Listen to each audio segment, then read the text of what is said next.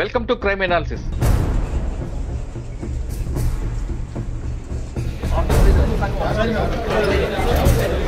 CBI custody కాదు, BJP custody. బయట BJP వాళ్ళు మాట్లాడేది, లోపల సిబిఐ వాళ్ళు కూడా అడుగుతున్నారు.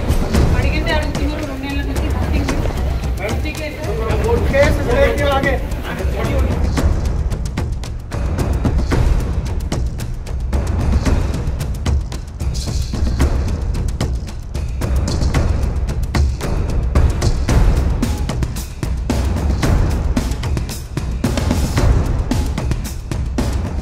ఢిల్లీ లిక్కర్ కేసులో అరెస్ట్ అయిన ఎమ్మెల్సీ కవిత గారు ఈ రోజు సిబిఐ కోర్టులో దాదాపు 600 పేజీల బెయిల్ పిటిషన్ దాఖలు చేశారు. ఈ 600 బెయిల్ పిటిషన్ దాఖలు చేసిన తర్వాత అందులో కంటెంట్ ఎంత ఉంది, బెయిల్ పిటిషన్ లో అసలు సత్తా ఉందా లేదా అనే విషయం అంతా మాట్లాడడానికి హైకోర్టు అడ్వకేట్ రాజీవ్ రెడ్డి గారు ప్రస్తుతం స్కాట్లాండ్ లో ఉన్నారు. అక్కడి నుంచి మనం లైవ్ లో అందిస్తున్నారు. సార్ నమస్తే అండి. నమస్తే సార్ ఎట్టకేలకు అంటే ఈడీ కోర్టులో బెయిల్ డిస్మిస్ అయింది. సిబిఐ కేసులో సిబిఐ కోర్టులో ఆవిడ ఈ రోజు బెయిల్ పిటిషన్ వేశారు. దాదాపు 600 పేజీల వరకు ఉన్నట్లుంది. ఈ రోజు కోర్టుకు వచ్చిన ఆమె బయటకు వస్తూనే ఇది సిబిఐ కస్టడీ కాదు, ఇది బీజేపీ కస్టడీ అంటూ ఒక నినాదం చేసుకుని బయటకు వచ్చారు. దాన్ని మనం ఏ విధంగా అర్థం చేసుకోవాలి ఫస్ట్? అంటే మీరు చెప్తున్న 600 పేజీల చిల్లర అనుకుంటే బెయిల్ అప్లికేషన్ వేశారు. దీన్ని నేనేం చెప్తానంటే ఒక ఫ్రేజ్ ఉంది, అంటే ఐ స్టాండ్ కరెక్టెడ్ గుర్తురావట్లేదు కానీ philosophy begins where reason ends అంటారు అనమాట. అచ్చా. మిమ్మల్ని ఏదైనా ప్రశ్న అడిగినప్పుడు దానికి కరెక్ట్ సమాధానం చెప్పినప్పుడు మీరు ఏంటిదో ఫిలాసఫీ చెప్తా ఉంటారు అనమాట. అది అంటే మాకు కూడా చిన్నప్పుడు గుర్తండి, భారతదేశ రాజధాని అని మనం క్వశ్చన్ అడిగితే క్రీస్తు పూర్వం 2500 సంవత్సరం సింధు నది నాగరికత నుంచి భారతదేశ చరిత్ర ఘనమైన చరిత్ర, ఎన్నెన్నో రాజ్యాలు, ఆ రాజ్యాలకు ఎన్నెన్నో రాజధానులు అని తిప్పి తిప్పి తిప్పి ఎన్నో రాజధానులు అని చెప్పి ఎండ్ చేయడం. మనకు కూడా స్కూల్ ఎడ్యుకేషన్ లో చెప్తారని ఎన్ని పేజీలు ఎక్కువ నింపితే అన్ని మార్కులు వస్తాయని అట్లా. హిందీ పేపర్ ఎక్కువ ఉండేది అది. సరే అంటే జనరల్ గా బెయిల్ అప్లికేషన్ వేసేటప్పుడు నా సలహా ఆరు మంచి అడ్వకేట్ ఎవరైనా చెప్పేదంటే క్రిస్ప్ గా ఉండాలి, అర్థమయ్యేటట్టు ఉండాలి. కొన్ని గ్రౌండ్స్ ఉంటాయి. ప్రైమా ఫేసి నా ఇన్వాల్వ్మెంట్ లేదు, నాట్ మేడ్ అవుట్, నేను ఫ్లైట్ రిస్క్ కాదు, నేను ఎవిడెన్స్ ట్యాంపర్ చేయను, నేను విట్నెస్ థ్రెటన్ చేయను, ఓకే కోఆపరేట్ చేస్తాను, ఏ కండిషన్స్ ఇంపోజ్ చేసినా అంతే, అంతవరకే. అదే ఈ బెయిల్ పిటిషన్ లో చూస్తే మొదలు పెట్టింది ఏంటంటే మేడం గారి బ్యాక్గ్రౌండ్ రాశారు చాలా పేజీలు. ఆవిడ ఏమంటారు, ఉద్యమం టైంలో ఆవిడ తండ్రి ఉద్యమాన్ని ఎలా లీడ్ చేశారు, ఏమేం చేశారు, ఎలా సాధించారు తెలంగాణని అని రాసుకుంటూ వచ్చి తర్వాత ఎంపీ కింద పార్లమెంట్ లో ఏ కమిటీలో ఆవిడ చాలా ఇంపార్టెంట్ గా చేశారు, తర్వాత ఎమ్మెల్సీ, తర్వాత ఆవిడ రాజకీయ ప్రస్థానంలో ఎన్ని విదేశాలు తిరిగారు, అక్కడ ఏమేమి కాన్ఫరెన్స్లు అటెండ్ అయ్యారు అని రాసుకుంటూ వచ్చారు. ఐ డోంట్ థింక్ అవేవి బెయిల్ పిటిషన్ కి రిలవెంట్ కాదు. అంటే ఆవిడ గురించి చెప్పారేమో అనుకోవచ్చు కదా మనం. అదేనండి నేను చెప్పేది, బెయిల్ అప్లికేషన్. అవునండి, కరెక్టే. ఉద్యోగానికి దరఖాస్తు చేసిన ఇంత ప్రొఫైల్ రాయమండి జనరల్ గా. సరే అదైన తర్వాత బీజేపీ ఎంపీలు పీరియాడికల్ గా చేసిన స్టేట్మెంట్లు, బీజేపీ లీడర్లు చేసిన స్టేట్మెంట్లు అవన్నీ కూడా జతపరుస్తూ న్యూస్ పేపర్ క్లిప్పింగ్లు, ఫోటోలు అవి కూడా జతపరిచారు. అంటే maybe try to prove that ఇది బీజేపీ ప్రభుత్వం కుట్రపూరితంగా చేసింది అని. దాన్ని నేను ఇంతకుముందు ఇంటర్వ్యూలో కూడా చెప్పాను. బెయిల్ అప్లికేషన్ అప్పుడు అవేవి పనికిరావు, రాదర్ ఈ ట్రయల్ అప్పుడు కూడా పనికిరావు. సిబిఐ కేసులో ఉన్న మిస్టేక్ ఏంటిది, ఫాల్ట్ ఏంటిది, అది నిరూపించడానికి ట్రై చేయాలి తప్పిస్తే ఇవన్నీ ఎక్స్టర్నల్ అనమాట. అంటే పొలిటికల్గా ఏమైనా పనికి వస్తుందేమో కానీ బెయిల్ పిటిషన్కి పనికిరాదు. సరే చివరిలో ఆమె ఎన్నో పేజీలు వేసిన తర్వాత చివరిలో కంటే అదే మళ్ళీ దీంతో పాటు సుప్రీంకోర్టులో ఏం జరిగింది అది మనం ఇంతకుముందు కూడా అనుకున్నాం. సుప్రీంకోర్టులో అరెస్ట్కి స్టే లేదు, ఓన్లీ సమ్మనింగ్ 10 రోజులు పోస్ట్ పోన్ చేస్తాం పిలవమని అన్నారు. దాని తర్వాత అది ఎటుపోయింది ఎవరికి తెలియదు. ఇప్పుడు ఆ సుప్రీంకోర్టులో వేసింది, ఆ సుప్రీంకోర్టు పిటిషన్, ఆ సుప్రీంకోర్టుతో పాటు వేసిన డాక్యుమెంట్లు, ఎనెక్సర్లు అన్ని కూడా జతగలిపి 100 పేజీలు ఎంతో అదైంది. బట్ దాంట్లో ఏమీ లేదు, సుప్రీంకోర్టు ఏమీ ఇవ్వలేదు, ఏమీ చేయలేదు. తర్వాత రిపీటెడ్ గా ఆవిడ క్లెయిమ్ చేసేది ఏంటంటే నేను మహిళను కాబట్టి అని. ఈడీ కేసులో మనం ఇంతకుముందు చర్చించుకున్నాం, పిఎంఎల్ఏ చట్టానికి 160 సిఆర్పిసి సంబంధం లేదు, మహిళని వారింటికి వెళ్ళి అని ఎక్కడ ఉండదు, రావాల్సిందే. దాంతో పాటు ఆవిడ ఏం చేశారంటే ఇంకోటి ఇక్కడ మిస్టేక్, ఈడీ వారు సిబిఐ వారు సమ్మన్స్ ఇస్తే ఈమె అటెండ్ కాకపోవడము, దానికి ఏదో కారణాలు చూపెట్టడము, కారణాలు ఏవి లీగల్ గా నిలబడే కారణాలు కాదు. నాకు ఎలక్షన్ ఉంది, నాకు మీటింగ్ ఉంది, నాకు అది ఉంది, లేకపోతే నేను మహిళని నన్ను పిలవకూడదు అని ఈడీకి చెప్పడము, అవి ఏమి నిలబడేవి కాదు. సరే ఆ ఈమెయిల్లు, ఆ లెటర్లు, ఆ రిప్లైలు అవి కూడా జత దీంట్లో. జత మొత్తానికైతే ఒక కట్ట తీసి జడ్జి ముఖానే వేశారు.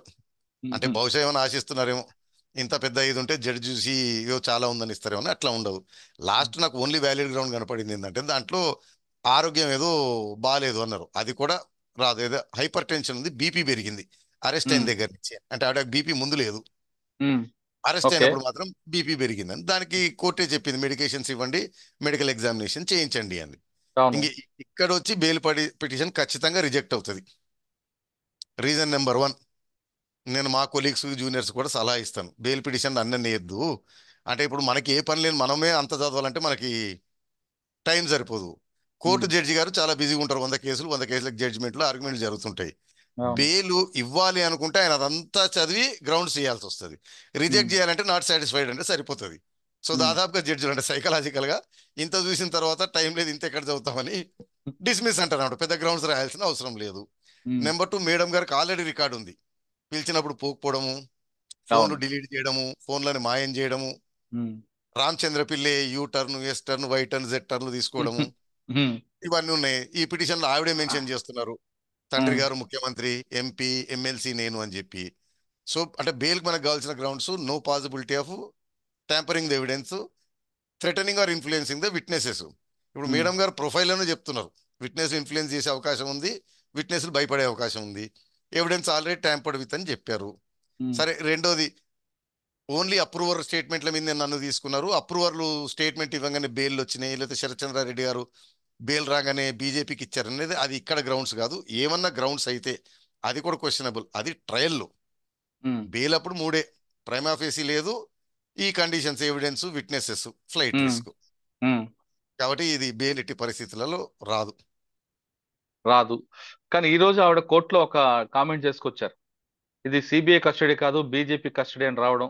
తర్వాత కోర్టు మెజిస్ట్రేట్ జడ్జి గారు కూడా అడ్వకేట్ పిలిచి కొంచెం వార్నింగ్ ఇచ్చినట్టుగా తెలుస్తుంది. ఆవిడ కోర్టులో మాట్లాడకూడదు అని చెప్పిన తర్వాత కూడా మాట్లాడుతున్నారు. అంటే దీనికి అండి రెండు, కోర్టులోనే కాదండి, కోర్టు ప్రెమిసెస్ లో జడ్జి గారి పర్మిషన్ లేని ఎటువంటి కార్యకలాపాలు చేయకూడదు. మ్మ్. బయట ఏమైనా ఉంటే చేసుకోవాలి. రెండోది, కస్టడీలో ప్రిజనర్. ప్రిజనర్ కి ఎటువంటి రైట్ ఉండదు. దే కెనాట్ కమ్యూనికేట్ ఎవరితోటి. ఎవరితోటి కమ్యూనికేట్ అంటే, ఫర్ ఎగ్జాంపుల్ మనకు ట్రయల్లో లాయర్ కూడా ప్రిజనర్ తోటి మాట్లాడాలంటే జడ్జి గారి పర్మిషన్ తీసుకుంటారు. ఒక ఓహో. అరగంట పర్మిషన్ ఇవ్వండి, ఒక గంట పర్మిషన్ ఇవ్వండి అని జైలు గార్డ్స్ కి ఇన్స్ట్రక్షన్స్ ఇస్తారన్నమాట. ఒక గంట సేపు మాట్లాడించండి, ఎవరితో మ్మ్. మాట్లాడడానికి వీలు లేదు. అది ఓకే. ఈ స్టేట్మెంట్లు ఏంటంటే, మనకి ఏదో సినిమాలు చూస్తుంటారు, గాంధీది నెహ్రూ చూసినప్పుడు ఇంకులాబ్ జిందాబాద్, ఆజాదీ జిందాబాద్, వందే మాత్రం అని అరిసేవాళ్ళు వాళ్ళు మ్మ్. స్వతంత్ర సమరానికి వెళ్ళి. ఇదంతా అంటే ఏది నిలబడేది కాదు. నెక్స్ట్ టైం జడ్జి సీరియస్ తీసుకుంటారు అలా కనుక చేస్తే. ఓకే. సరే, ఇప్పుడు ఈ కేసులో చూస్తున్నారు మీరు. మీరు చెప్తున్నట్లుగా బీపీ అనేది ఉందని చెప్తున్నారు. కానీ ఈ కేసు గురించి కాకుండా ఇంకా వేరే కేసులు తీసుకుంటే, నేరం చేసిన తర్వాత ఆరోగ్యం బాగోకపోతే గుండెపోటు కానీ, బ్లడ్ ప్రెషర్ కానీ, లేదా ఇంకో రోగం వస్తే అదొక కారణం చూపించాను బెయిల్ కోసం, బెయిల్ గ్రౌండ్కి అనేది పనికి వస్తుంది అంటారు. కానీ ఈ కేసుకు అడగట్లేదు, జనరల్ గా అడుగుతున్నా. నేరం చేస్తున్నప్పుడే అనారోగ్యంతో ఉండి నేరం చేసి తర్వాత బెయిల్ కోసం లేదా ముందస్తు బెయిల్ కోసం నాకు ఈ రోగాలు ఉన్నాయి అని చెప్తే అది చెల్లుతుంది అంటారా? అంటే మీరు నేరం చేస్తున్నప్పుడు ఆ తర్వాత ముందు కాదండి. ఉమ్. మనకి రైట్ టు లైఫ్ ఇవన్నీ ఉన్నాయి. ఉమ్. మీకు ఆరోగ్యం బాగాలేకపోతే right to medical examination, medical treatment is your fundamental right. అవును. కోర్టు వారు అప్పుడు ఏం చూస్తారంటే ఈ రోగాల తీవ్రత ఏంటిది, ఉమ్. వెదర్ అది జైల్లోనే ట్రీట్మెంట్ చేయొచ్చు. ప్రతి జైలుకి అనుకుని జైలు ఒకటి ఉంటుంది, డాక్టర్ ఒకటి ఉంటారు. అవును, హాస్పిటల్ ఉంటుంది. చేయొచ్చా, ఆర్ ఇతనికి ఏదైనా ఇంటెన్సివ్ కేర్లో అయితే పెద్ద ఆసుపత్రికి తప్పదు అని దాన్ని బట్టే డిసైడ్ చేస్తారు. ఒకవేళ ఉమ్. అట్లా ఉన్నా బెయిల్ ఇచ్చే అవసరం కూడా లేదండి. ఉమ్. ఎంతో మంది ప్రిజనర్స్ ని జైలుకి రిఫర్ చేస్తారు. సో అవును. జైల్లో, సారీ, హాస్పిటల్ రిఫర్ చేస్తారు.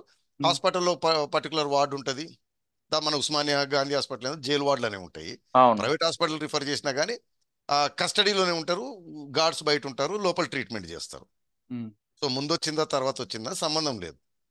అచ్చా. సార్, అంటే ఈడీపీ. దీంట్లో ఏంటంటే మేడం గారు ఇంకులాబ్ జిందాబాద్ ఫైటర్ కదా, డౌట్ వస్తుంది, మరి అరెస్ట్ చేయగానే బీపీ ఎందుకు పెరుగుతుందండి?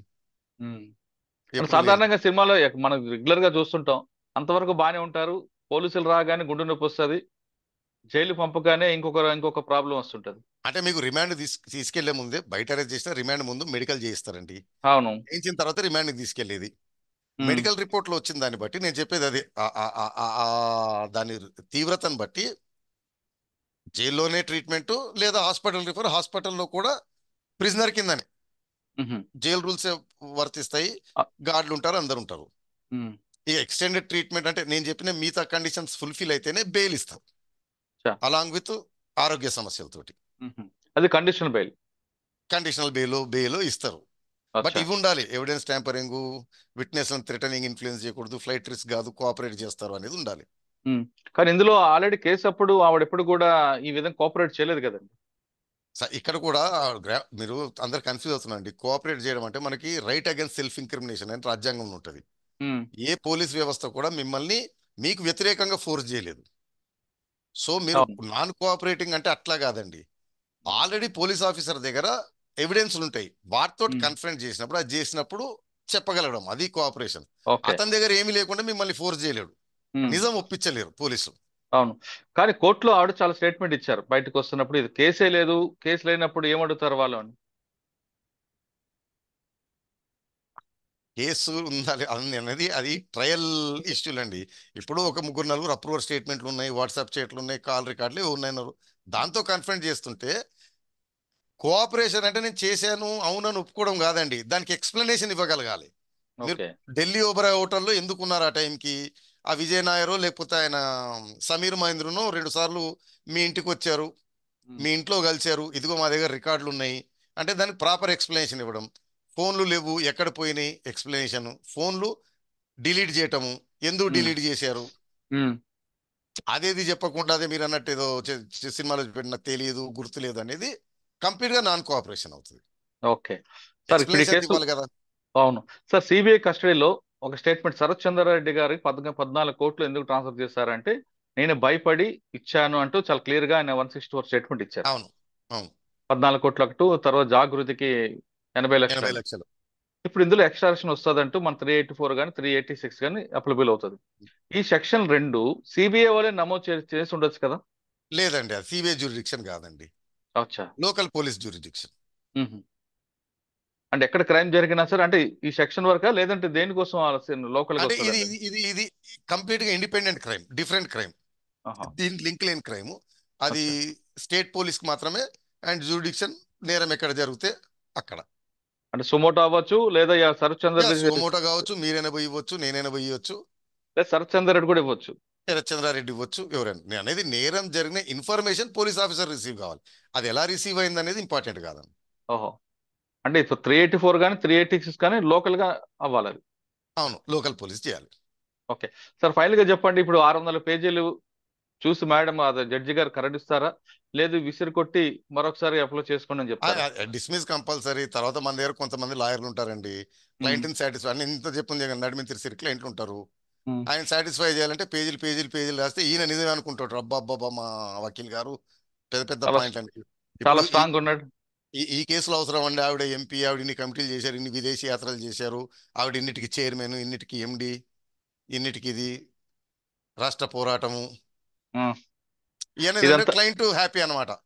ఆ, ఓహో, మన ప్రొఫైల్ చూసి జడ్జి గారు ఇంప్రెస్ అవుతారు, ఇస్తారని అట్లా బహుశా అనుకుంటారు. అంటే ఆ, నేను ప్రాక్టీస్ లో కూడా ఎంతో మందిని చూశాను నేను. ఆ, క్లయింట్ని సాటిస్ఫై చేయడం ఇంపార్టెంట్ అన్నమాట. ఫీజు రావాలంటే జడ్జిని సాటిస్ఫై చేసి, లాని సాటిస్ఫై చేసి కాదు, ఓకే. అది ఇంపార్టెంట్. అంటే మనకు సామెత ఉంటుందండి, కరెక్ట్ గుర్తు రావట్లే కానీ, హ్మ్. అదేమంటారు, show me a great fortune I show you crime అంటారు. ఓకే. అంటే సాధారణంగా 100 కోట్లు సంపాదించాలంటే సామాన్య మానవులకి ఇంపాసిబుల్. హ్మ్. మీరు చేసే ఉద్యోగం, వ్యాపారం 1,00,000, 2,00,000, 5 లక్షలు అతి ఎక్కువ సంపాదిస్తే 10 కోట్లు సంపాదించే వరకు మీకు 10 ఏళ్ళు 20 ఏళ్ళు పట్టేస్తుంది, ఒక తరం హ్మ్. అయిపోతుంది. హ్మ్. మూడే ఒకటి, మీ తాతనో ముత్తాతనో ఒక వ్యాపారం మొదలుపెట్టి జాగ్రత్తగా చేసుకుంటూ చేసుకుంటూ మెట్టు మెట్టు వేసుకుంటా 3వ 4వ తరానికి కోట్లు వస్తాయి. హ్మ్. లేదా రెండోది బిల్ గేట్సో, స్టీవ్ జాబ్సో అట్లా ఒక కొత్త ఆవిష్కరణ చేసి అది ప్రపంచం మొత్తం క్రేజీ వచ్చి చేయడం. ఇక మూడోది మూడోది ఈ ఈ ఈ బ్యాచ్ అన్నమాట. స్కామ్లా. అనుకోకుండా అంటే మొన్నటి వరకు సాధారణంగా మన ముందు తిరిగిన వారు ఉంటారు, ఉన్నట్టుండి బెంజ్ కార్లు, BMW కార్లు, విల్లాలు, లక్షల రూపాయలు ఖరీదు చేసే వాచ్లు, నగలు, తగ్గలు. ఇంత సడన్ గా రావాలంటే ఇది మనకి ఫ్రెంచ్ సామెత అనమాట. Show me great wealth I show you crime అని. ఏదో ఒకటి జరగంది ఎక్కడ వస్తుందండి. అవును. లేదా గుప్త నిధులు దొరకాలి, గుప్త నిధులు, గుప్త నిధులు దొరకాలి, లంకె జాక్ పాట్ బిందులు. తగలాలి. హ్మ్. ఉమ్. లేదా లేదా లాటరీ. లేదా సిక్కిం లాటరీ ఏదో ఉంటది, సిక్కిం కేరళ లాటరీ కానీ అవి. కేరళ లాటరీ అని ఉంటది. బెయిల్కి కావాల్సిన ప్రధాన కండిషన్లు ప్రైమా ఫేసి ఇన్వాల్వ్మెంట్ లేదు, అది ఓకే. కుదరదు. అప్రూవర్ స్టేట్మెంట్లు ఉన్నాయి, ఏదో చాట్లు ఉన్నాయి, ఏదో రికార్డులు ఉన్నాయి. ఉమ్, నెంబర్ 2 ఎవిడెన్స్ని ట్యాంపర్ చేయను, ఉమ్, ఆల్రెడీ ఫోన్లు డిలీట్ చేయటం, ఫోన్లు మాయం చేయటము. నెంబర్ 3 వచ్చి విట్నెస్లను థ్రెటన్ చేయను, ఇన్ఫ్లుయెన్స్ చేయను, ఉమ్, ఆల్రెడీ అరుణ్ పిల్లే మెలికలు తిరగడం. ఉమ్. 4వది కోఆపరేట్ చేస్తారంటే కోఆపరేట్ చేయట్లేదంట. సో ఆ కండిషన్స్ ని సాటిస్ఫై చేయండి కోర్టు వారికి, ఆ, బెయిల్ అనేది రాదు. అచ్చా. అంటే ఆ 4 కారణాలు కరెక్ట్ చూపించాలి. సో ఆ 4 కారణాల గురించి ఏమీ రాయలేదు ఈ బెయిల్ పిటిషన్ లో. ఆవిడ ప్రొఫైల్ రాశారు అంతే. ప్రొఫైల్ రాశారు, సుప్రీంకోర్టు రాశారు, సిబిఐకి ఈడీకి వీరికి మధ్యలో ఉత్తర ప్రత్యుత్తరాలు, మెయిల్, ఈమెయిల్లు, ఆ రిటర్న్ జిరాక్స్ మెయిల్ ఆ జిరాక్స్ ఎట్లా కూడా పెట్టారు. అన్ని పెట్టారు. 600 పేజీలు చేశారు దాన్ని, 600 చిల్లర పేజీలు. అట్లీస్ట్ ఐ హోప్ ఆయన ఒక అడ్వకేట్ ఆర్గ్యుమెంట్ చేసేటప్పుడు మే డ్రా యువర్ లార్డ్షిప్స్ అటెన్షన్ అని చెప్పి ఇదంతా నుంచి డైరెక్ట్ అసలు ఆ బెయిల్ పిటిషన్ అందులో ఎక్కడుంది, గ్రౌండ్స్ ఎక్కడున్నాయి, ప్రేయర్ ఎక్కడుంది చూపెడితే కాస్త కోర్టు వారి సమయం వృధా అండ్ కాకుండా ఉంటది. అవతల వారు. తర్వాత దీంట్లో పిటిషన్లు ఇంకో అలిగేషన్లు ఏం చేస్తున్నారు, నిన్న మొన్న కూడా అరెస్ట్ చేసినప్పుడు మాకు నోటీస్ లేదన్నారు, నోటీస్ ఇవ్వరు, ఉమ్, కస్టడీ పిటిషన్. సో ఆ పిటిషన్లన్నీ కోర్టుకి సిబిఐకి బిట్వీన్ అండి. అవును. మామూలుగా మనకి సివిల్ కేసులు వేరే కేసులు అయితే అవతల వ్యక్తికి నోటీస్ ఇవ్వాలి, ఇవన్నీ ఉంటాయి. ఉమ్. వీటిలలో నోటీసులు గట్రా అవి ఇన్ఫర్మేషన్లు ఉండవు, అది కోర్టు సిబిఐ చూసుకుంటుంది అనమాట. ఓకే. దాంతో పాటు ఇంకోటి కూడా రాశారండి. ఫస్ట్ సిబిఐలో విట్నెస్ గా చూపించి తర్వాత ఎఫ్ఐఆర్ లో అక్యూజర్ మార్చారని కూడా వచ్చింది.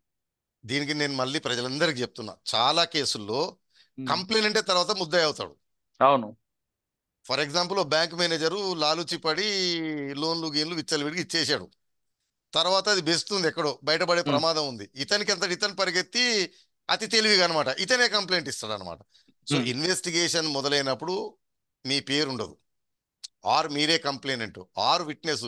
ఇన్వెస్టిగేషన్ ప్రోగ్రెస్ అవుతున్నప్పుడు ఇన్వెస్టిగేటింగ్ ఏజెన్సీకి వచ్చిన విషయాల ఆధారంగా కంప్లైంట్ అక్యూజ్డ్ అవుతాడు, విట్నెస్ అక్యూజ్డ్ అవుతాడు, ఒకసారి అక్యూజ్డ్ విట్నెస్ అవుతాడు, ఉమ్. కొంతమంది పేరు తీసేయచ్చు, కొంత అసలు దీనికి సంబంధం లేకుండా కొత్త వ్యక్తి దీంట్లోకి రావచ్చు. అది. ఇవి గ్రౌండ్స్ కదా నేను చెప్పేది, అదే పేజీలు నింపడం కోసము ఉమ్. క్లయింట్ అని ఇంప్రెస్ చేయడం కూడా ఒక ఉంటుంది అనమాట. ఇది అసలు విట్నెస్ నిన్ను అక్యూజ్ ఎట్లా చేశారు దీనిపైన కొట్టిచ్చేస్తాను తీసుకెళ్తుంటాను అనమాట. ఇదో మా దగ్గర మార్కెటింగ్. చాలా మంది అడ్వకేట్లు చెంచల్ కూడా లోపల దూసేంత వరకు కూడా మనమే మనదే మనదే మనదే అంటుంటారు.